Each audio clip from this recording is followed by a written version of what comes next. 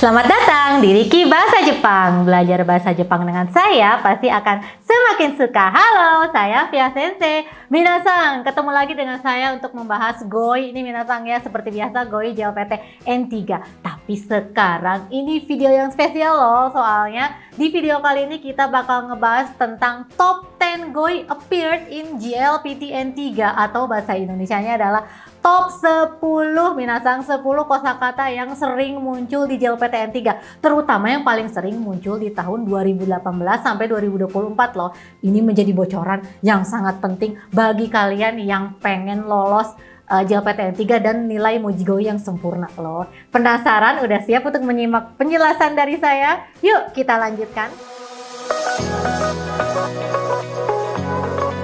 Sebelum saya ngebahas 10 kosakata yang tadi ya, yang sering muncul nih minasang, ada fakta nih ya, fakta mengejutkan. Wow ya, ternyata nih kosakata kayak ukari, gusuri, hakiri, terus kosakata benda kayak eiyo, dan kosakata lainnya yang bakal saya bahas nih di video kali ini tuh merupakan killer section. Apa itu killer section? Pokoknya tuh kayak kosakata yang kayaknya tuh susah kalian ingat, susah pembelajar ingat, terus kayak kalau dalam bahasa Sundanya pamaeh, atau yang bikin gagal gitu minasang, terutama di bagian tes Mojigoi JLPT tahun 2018 sampai 2024. Oleh karena itu, saya ada di sini untuk menyelamatkan kalian supaya kalian bisa ingat 10 top kosakata atau GOI yang bakal muncul mudah-mudahan di next ujian JLPT N3 yang berikutnya.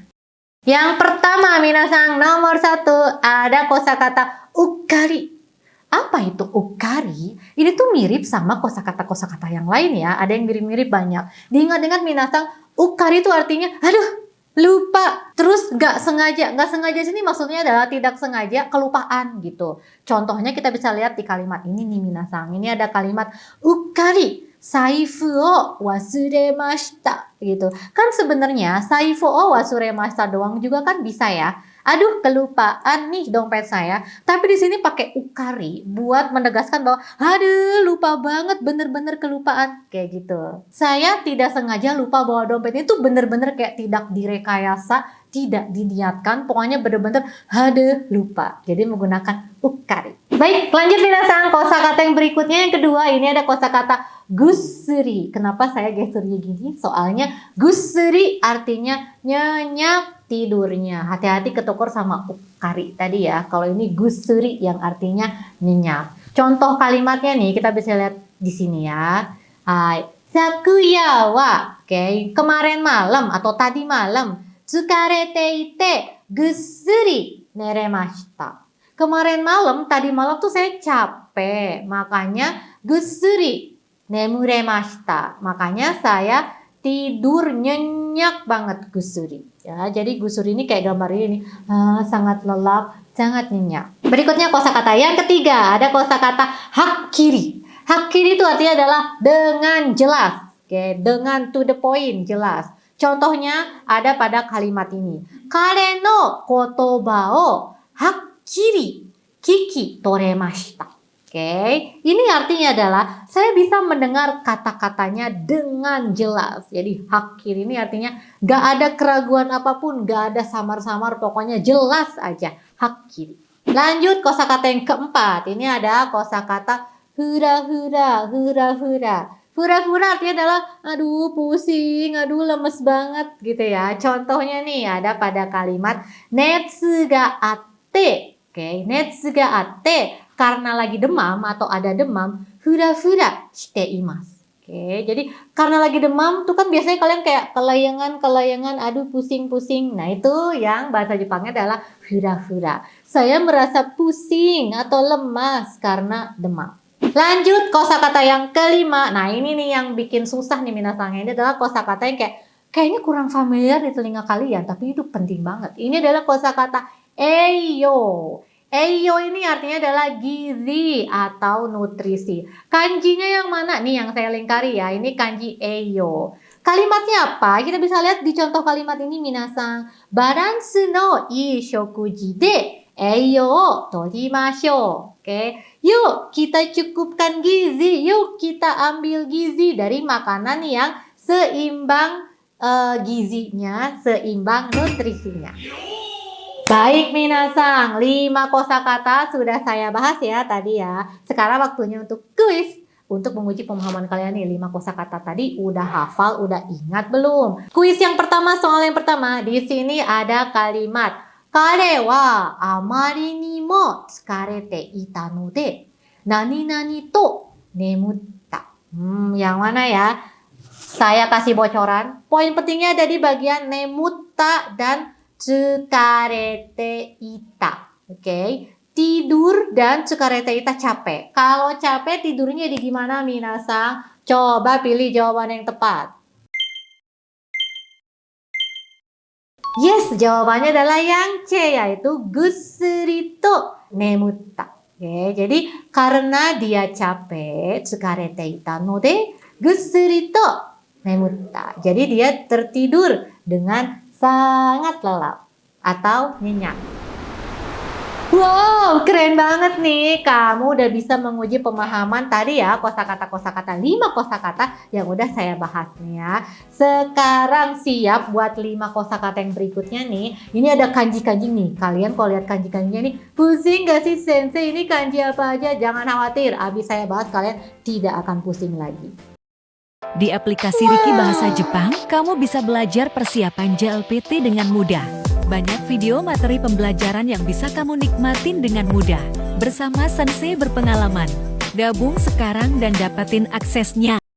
Kosakata yang berikutnya, kosakata yang keenam minasang. Ini ada kosakata yusho. Oke. Yusho ini artinya adalah kemenangan atau juara. Kalau kalian lihat nih, ini kosakata apa? Ini adalah kosakata katsu atau menang. Dengan hanya melihat kanji sho atau kosakata katsu ini, kalian udah bisa tahu kalau ini artinya adalah kemenangan atau juara. Contohnya ada pada kalimat chimu ga yusho shimashita. Yeay, timnya menang. Yusho shimashita. Berikutnya, kosakata yang ketujuh, ini adalah kangshin. Oke. Shinnya ini kanji kokoro. Kangnya ini berkaitan gitu ya. Jadi kangshin ini artinya adalah ketertarikan, pokoknya sesuatu yang kayak menarik di hati, kayak berkaitan dengan hati, itu artinya ketertarikan atau perhatian.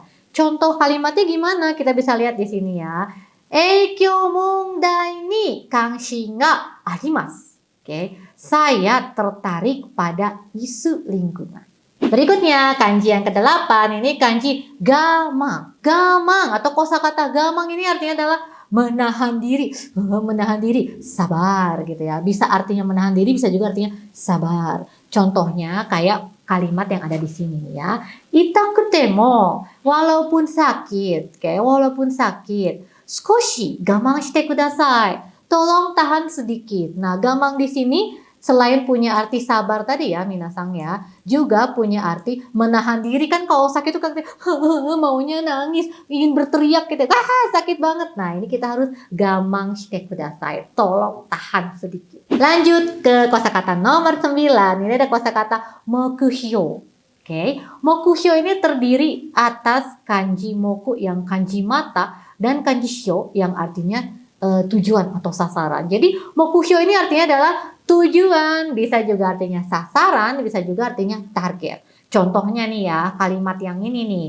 Kotoshi no mokuhyo wa, target tahun ini adalah apa? Nihongo wo hanaseru you ni naru koto desu. Oke, jadi target tahun ini adalah saya bisa lancar atau saya bisa fasih berbahasa Jepang. Jadi mokuhyo ya, intinya mokuhyo itu sesuatu yang ingin dicapai atau yang menjadi tujuan atau menjadi sasaran. Berikutnya kosakata terakhir nih minasang, kosakata yang ke-10 ya. Ini adalah seigen. Ini mungkin kosakatanya agak kurang familiar ya, makanya tolong kalian ingat-ingat minasang ya. Seigen ini artinya adalah batasan. Oke, contohnya kayak gimana? Kita bisa lihat di kalimat ini. Speedo seigen wo mamorimashou. Apa itu speedo seigen? Speedo ini kan kecepatan kendaraan bermotor ya, atau dalam konteks di sini adalah mobil. Seigen ini berarti kayak batasannya itu berapa kilometer per jam sih? Makanya menggunakan seigen ini. Jadi speedo seigen wo mamorimashou. Ayo kita taati batas kecepatan